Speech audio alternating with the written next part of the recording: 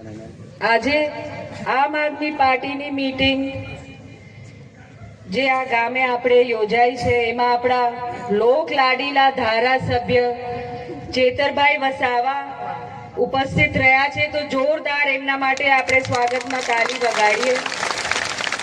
આમ આદમી પાર્ટીના તમામ અલગ અલગ હોદ્દેદારો અહીંયા બેઠા છે।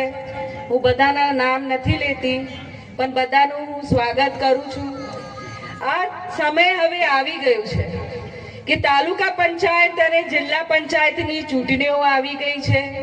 ટૂંક સમયમાં જાહેરનામું પણ પડવાનું છે અને કેમ ના આપણે આમ આદમી પાર્ટીનો એક સક્ષમ ઉમેદવાર ચૂંટીને લાવીએ, એને ખૂબ બહુમતીથી આપણે વોટ આપીને જીતાડીએ અને છોટાઉદેપુર તાલુકામાં આમ આદમી પાર્ટી ઝાડુ બહાડો હાવેડું જે આપણે સમજીએ એને આપણે સત્તામાં બેસાડીએ, તો આપણે એમને એક મોકો આપીશું ને?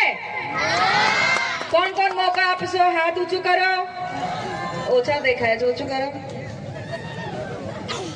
તો આપણો ઉમેદવાર તાલુકામાં બેસે અને આપણા પ્રશ્નોની રજૂઆત કરે। આપણે એ બાહેધરી આજે લેવાની છે। ખૂબ સરસ સંખ્યામાં આજે મારી બહેનો પણ છે। હું મારી બહેનોને પૂછવા માંગુ છું, એક પ્રધાનમંત્રી તમને ગઈ ચૂંટણીમાં એવો વાદો કરેલો કે મારી બહેનો, યાદ છે ને, એવું બોલે, મારી બહેનો તમે જે ચૂલો સળગાવો છો એ ચૂલામાંથી જે ધુમાડો નીકળે છે અને ધુમાડામાંથી જે આંસુ નીકળે છે એ આંસુથી એમનો દુઃખ દર્દ થાય છે, તો તમારા માટે અમે ફ્રીમાં ગેસનો બાટલો આપીશું। યાદ છે ને? એ યોજના આપેલી, પણ હવે પ્રધાનમંત્રી બની ગયા, એમની સરકાર બની ગઈ, ગુજરાતમાં એમની 30 વર્ષની સરકાર, પણ એ ગેસનો બાટલ હવે ક્યાં છે? નથી, ખાલી ખૂણામાં પડેલું છે। મહેમાન આવે તો કોઈને બેહાડવાનો, ખાલી છે તો કામ તો લાગે ને। ગેસનો બાટલ તો આપણે ભરી ના શકીએ, આપણે એટલા કરોડપતિ તો છે નહીં, એ આપણને ઠગીને આપણાથી વોટ લેવા માટે ફ્રીમાં ગેસના બાટલનું પ્રચાર કરેલો અને આપણી પ્રજા એમના ખોટા વાયદાઓમાં આવી ગઈ। પણ હવે પણ શું છે મારી બહેનો, તમે ચૂલો સળગાવ છો ને, હમણાં પણ આંસુ નીકળે છે ને, ધુમાડો નીકળે છે ને,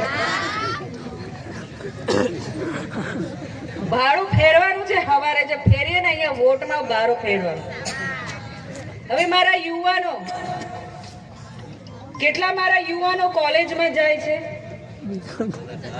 ખૂબ ઓછી સંખ્યા છે, પણ જે હિંમતથી કોલેજ જાય છે ખૂબ સરસ વાત, પણ એવા કેટલા યુવાનો છે જેનું ભવિષ્ય સરકારે ખતમ કરી નાખ્યું। કેમ? કેમ કે એમને જે શિષ્યવૃત્તિ સરકારથી મળતી હતી, જે એમને ભણવા માટે સહાય મળે, એ શિષ્યવૃત્તિ આ સરકારે બંધ કરી દીધી અને કેટલા યુવાનોને કોલેજ અને સ્કૂલમાંથી કાઢી નાખ્યું। પણ એક ધારાસભ્ય છે ચેતર વસાવા, જે ગાંધીનગરની ધરતી પર બિરસા મુંડામાં જઈને ખૂબ સરસ લડત આપી અને શિષ્યવૃત્તિ ચાલુ કરાઈ અને આજે કેટલા યુવાનોનું ફીસ ભરી ચૂક્યા અને આજે કોલેજ ભણે છે। તો ખૂબ જોરદાર તાલીથી ચેતરભાઈને આભાર માની આપણે। એવી જ લડત આપણા માટે ચેતરભાઈ આપતા રહે, આપણા આદિવાસી સમાજના મુદ્દા ઉઠાવે અને આમ આદમી પાર્ટી બહાડાની બોડી આ તાલુકામાં બેસે।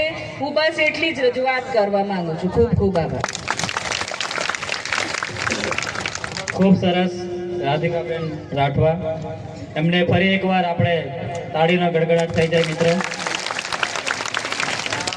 હવે આપણે જેની રાહ જોઈ રહ્યા છીએ